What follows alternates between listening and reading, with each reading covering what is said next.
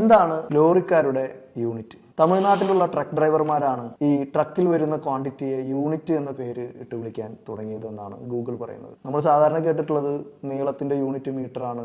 ഇതൊരു ക്വാണ്ടിറ്റിയുടെ പേര് തന്നെ യൂണിറ്റ് എന്നാണ്. അപ്പൊ യൂണിറ്റിന്റെ യൂണിറ്റ് എന്താണ് എന്നുള്ളത് എല്ലാവരും ചിന്തിക്കുന്ന ഒരു സംഭവമാണ്. ഇപ്പൊ നമ്മളൊരു സൈറ്റിലേക്ക് നമ്മൾ ആവശ്യമുള്ള മെറ്റീരിയൽസ് പർച്ചേസ് ചെയ്യുമ്പോൾ ട്രക്ക് ഡ്രൈവേഴ്സ് നമ്മളോട് പറയാ, എത്ര യൂണിറ്റ് ആണ് സാർ വേണ്ടത്, എത്ര യൂണിറ്റ് എം സാൻഡ് ആണ് വേണ്ടത്, എത്ര യൂണിറ്റ് അഗ്രിഗേറ്റ് ആണ് വേണ്ടത് എന്നാണ് നമ്മൾ ചോദിക്കുക.